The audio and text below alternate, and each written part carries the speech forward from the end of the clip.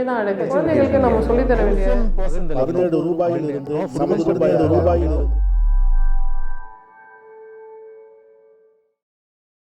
நிலவின் தென்துருவத்தை ஆராய கடந்த ஜூலை 22ஆம் தேதி ஸ்ரீஹரிகோட்டா சதீஷ் தவான் ஏவுதளத்திலிருந்து சந்திரயான் 2 ஏவப்பட்டது.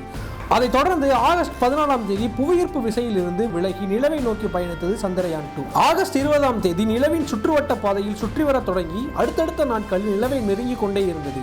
இப்படியாக கிட்டத்தட்ட 3 லட்சம் கிலோமீட்டரை வெற்றிகரமாக கடந்த சந்திரயான் 2 திட்டம் கடைசி 2 கிலோமீட்டர் தூரத்தில் சிக்னல் துண்டிப்பாகி அதன் நிலை என்னவென்பது தெரியாமல் போனது. செப்டம்பர் 9ஆம் தேதி இஸ்ரோ தலைவர் சிவன் சந்திரயான் 2 விண்கலத்தின் விக்ரம் லேண்டர் கண்டுபிடிக்கப்பட்டது. லேண்டரின் தகவல் துண்டிக்கப்பட்ட நிலையில் ஆர்பிட்டர் எடுத்த புகைப்படத்தில் லேண்டர் விக்ரம் இருப்பது தெரிய வந்துள்ளது. ஆனாலும் இன்னும் லேண்டருடனான தொடர்பு ஏற்படுத்தப்படவில்லை. தொடர்ந்து லேண்டருடன் தொடர்பை மீட்க முயற்சிகள் மேற்கொள்ளப்பட்டு வருகின்றன.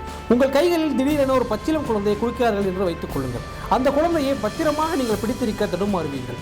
குழந்தை அங்கும் இங்கும் நகரும் போது அதை கீழே விட்டுவிடாமல் இருக்க மிகவும் மெனக்கெடுவீர்கள் அல்லவா? அதே போலதான் சந்திரயான் 2 என தெரிவித்தார். செப்டம்பர் 10ஆம் தேதி கிடைத்த தகவலின்படி லேண்டர் இருக்கும் இடம் கண்டுபிடிக்கப்பட்ட நிலையிலும் அதனுடன் தொடர்பை ஏற்படுத்த முடியவில்லை. அதிலிருந்து எந்த தகவல்களையும் பெற முடியவில்லை. நாங்கள் அதற்கான வழிகளை மிக தீவிரமாக முயன்று வருகிறோம். ஆர்பிட்டர் மூலமாக விக்ரம் லேண்டருடன் தொடர்பை ஏற்படுத்த முயன்று வருகிறோம் என இஸ்ரோ தரப்பில் தெரிவிக்கப்பட்டது.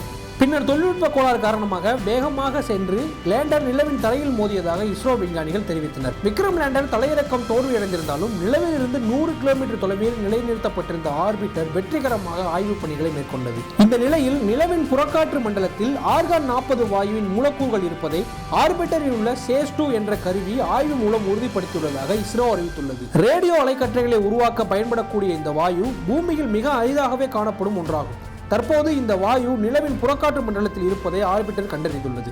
இதனால் விஞ்ஞானிகள் பெரும் மகிழ்ச்சியில் உள்ளனர். சந்திரயான் 2 90% வெற்றி என்று முன்னரே இஸ்ரோ தெரிவித்திருந்தது. இந்நிலையில் இஸ்ரோ வெளியிட்ட இந்த அறிவிப்பு அதை 100% உறுதிப்படுத்துவதாக ஆய்வாளர்கள் தெரிவித்துள்ளனர். சந்திரயான் 2 ஆர்பிட்டர் மேற்கொண்ட ஆய்வின்படி நிலவின் மெல்லிய காற்று மண்டலத்தில் ஆர்கான் 40 வாயு இருப்பது ஆர்பிட்டரில் உள்ள சேஸ் 2 கருவி மூலம் கண்டறியப்பட்டுள்ளது. ஆர்கான் 40 என்பது பூமியில் காணப்படும் ஆர்கான் வாயுவின் ஐசோடோப் ஆகும். நிலவின் நிலப்பரப்பின் அடியில் இருக்கும் பொட்டாசியம் 40 வாயு வேதியியல் மாற்றங்களால் கதிரியக்க சிதைவு அடைந்து ஆர்கான் 40 வாயுவாக மாற்றமடையும்.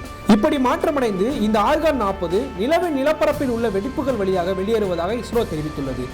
மேலும் நிலவின் நிலப்பரப்பில் ஏற்படும் எதிர்பாராத பிளவுகள் அதிர்வுகள் வழியாகவும் இவை காற்று படலத்தில் கலக்கின்றன. இஸ்ரோ ஆய்வின்படி இந்த ஆர்கான் 40 வாயு வெளியேறுவது நிலவின் இருள் நேரத்தில் நடப்பதில்லை என்றும் சூரிய ஒளி இருக்கும் நேரத்தில் மட்டுமே நடப்பதாகவும் கூறப்பட்டுள்ளது. நிலவின் நிலப்பரப்பை சுற்றி பரவியுள்ள மெல்லிய வாயு அடுக்கில் உள்ள அணுக்களின் எண்ணிக்கையை பூமியில் உள்ள அணு எண்ணிக்கைகளோடு ஒப்பிடும்போது 10ல் 1 பங்கு தான் இருக்கும் என்கிறது இஸ்ரோ. இப்படிப்பட்ட அணுக்கள் குறைந்த லேசான ஒரு காற்று பகுதியில் இந்த அரிய வகை ஆர்கான் 40 வாயு இருப்பதை சந்திரயான் 2 ஆர்பிட்டர் கண்டறிந்துள்ளது சந்திரயான் 2விற்கு கிடைத்த மிகப்பெரிய வெற்றியாகவே பார்க்கப்படுகிறது.